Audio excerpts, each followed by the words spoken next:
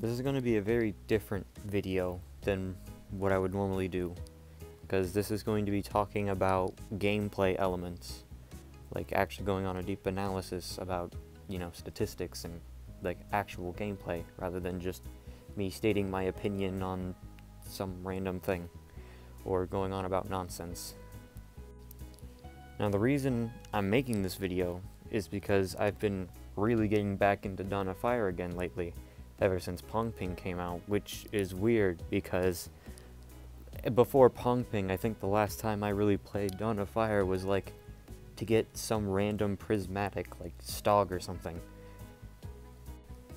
It's a shame that Dawn of Fire is gonna kind of always be a dead game days after a new thing gets added to it, because there's nothing to keep the game interesting right now. There's no new events happening, there's nothing to bring you back into it. You got prismatics, which are kind of awful, and you get the new monster once every 2 years. But other than that, there's no real reason for you to go back into the game once you've done everything, because what else is there to really do? The only reason why I've been still playing the game after Pongping is because I've set goals for myself. I've set things that I want and need to do that keep me playing. The two things that I'm doing is stocking up on really, really powerful food items so that I can get upcoming quints that get released onto their outer islands as quickly as possible, and making crystals used to upgrade diamond extractors so I can get them all maxed out. So with me playing the game for a good while consistently, I've grown a liking to its gameplay loop and have grown an interest in just how everything works. The main interest being in the one actual gameplay element being crafting.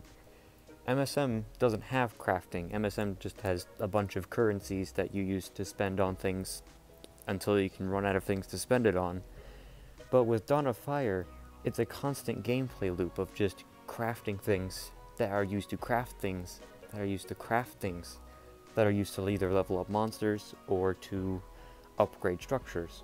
And I think just the entire concept of just crafting in order to being the main crux of the gameplay is fucking fantastic, and I think Dawn of Fire gameplay-wise is like leagues better than MSM. It's just a shame that, Dawn of Fire doesn't have anything else going for it. The reason crafting interests me is just there's just so much to craft. There's a boatload of items in Dawn of Fire that have their own unique ingredients, XP yield, times needed, structures needed. It just really is just a really fun game to experiment and see what's good at this, what's bad because of this, and is the entire reason why I'm making this video is because I've deeply analyzed every item to see what strengths these items have, what weaknesses these items have, and what just overall is the worst item in Dawn of Fire. Now the reason I'm not doing the best item as well is because the best item is really easy to figure out, and it's the Clockwork Monkey, and it's not even close. The Clockwork Monkey gives a level 1 single almost a level and a half more than the second best item in terms of XP yield, the Copper Trumpet. And the only real weakness is the Clockwork Monkey has is it requires 2 of the rarest Wonder Mine items, so you're not going to really be making it in bulk, but it's not really a bulk item anyways. You use it to get a single to level 10 or just get a really big chunk of XP, and it's not designed for bulk. Now the only other item that really comes close to Clockwork Monkey is Mushroom Pizza, but Mushroom Pizza has its problems. It takes 5 stages in order to craft, having coconut into coconut milk into coconut cheese into pizza into mushroom pizza, so it takes a really long time to make mushroom pizzas. But what Mushroom Pizza excels in is just taking an already really good crafting item in just normal pizza and just saying, here, have a boost at a cost of a mushroom, which you get really, really easily. But coming up with the worst item in Dawn of Fire is a pretty hard task. There's a lot of factors that go into what making the worst item the worst is. Like, it's really easy to call Apple the worst item since it gives the least amount of XP, but that's just not the case, because Apple as a crafting item is really, really good and is pretty much essential for the entirety of early game. It's also easy to say that vitamin pill is the worst because it takes the longest time to make out of every item. And, okay, vitamin pill is also really fucking shitty, but, you know, there's worse stuff out there. But there's an item out there that is so bad that it gets outclassed by the materials used to craft it. This item is abysmal in about almost every way, yet you unlock it so late. What item am I talking about? The worst item in Dawn of Fire, in my opinion, is the pumpkin pie. So what makes pumpkin pie so terrible? Well, let's start off first things first with unlock level. You unlock the pumpkin pie at level 42. It is the last thing that the bakery can make, which is kind of underwhelming considering mushroom pizza, the best thing the bakery can make, is unlocked 6 levels before that. You get at level 36.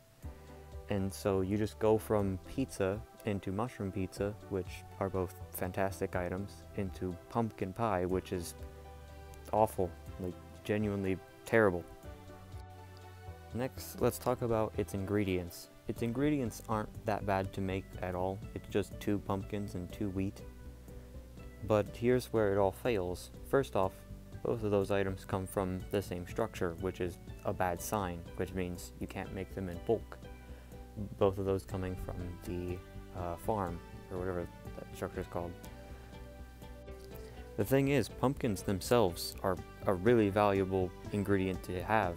Just as a crafting item, you can make a bajillion pumpkins in about 2 hours. And pumpkins themselves have pretty good XP yield, so having a bunch of them be made at once can make for some easy, quick level 10s, or level 15s even. With pumpkin pie, you can't make them in bulk because they require 2 of the same structured item, and pumpkin already takes a while to make, and pumpkin pie takes even longer, with them taking like 7.5 hours. So making a bunch of them isn't really going to do you much good. But let's talk about XP yield. Being the last item you get from the bakery, this thing has to give you a lot of XP, right? Not really. It gets a noggin up to level 7, which is on par with shit like lemonade and a single spring. It's really not good at all. For comparison, the mushroom pizza brings a noggin up to level 9, and a regular pizza also gets a noggin up to level 7, and a mud pie gets it to level 8. And mud pie is just a better version of pumpkin pie in every sense of the word. Pumpkin pie, it just does not have any value in terms of a bakery item that gives XP. I've already kind of touched on this, but the time needed to make pumpkin pies are just abysmal. It takes 7.5 hours for the pumpkin pie itself, and that's not even counting the actual pumpkins it needs to make, which are 2 hours.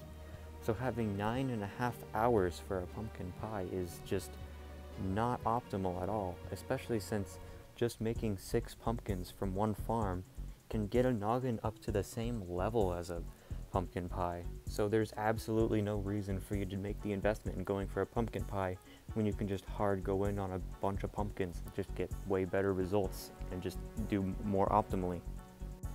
The only real upsides that pumpkin pie has is that it's a 2-stage crafting item. It's just pumpkin and wheat into pumpkin pie. And like, sure, that's, I guess, better than mud pies 3 and mushroom pizzas 5. But Clockwork Monkey is also a 2-stage, and Ice Pack is also a 2-stage. That requires 2 different structures so you can make them more easily and give more XP. So again, there's kind of no reason to go for pumpkin pies, and you can just go for those. Another plus that pumpkin pie has is that it doesn't need a Wonder Mine item, so I guess it is better than Clockwork Monkey at one thing. But also, again, Ice Pack doesn't need Wonder Mine items either, and like neither is pretty much anything from the tailor, and so yeah, it just gets outclassed by pretty much everything.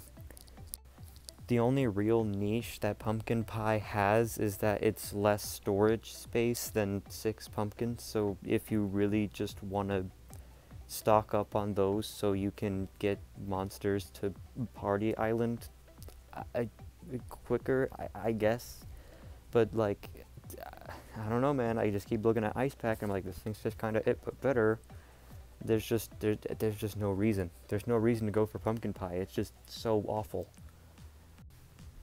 And that's pretty much it for reasons why pumpkin pie is so terrible. Is it's just bad at everything and gets outclassed at everything, and it just has no use at all. So, yeah.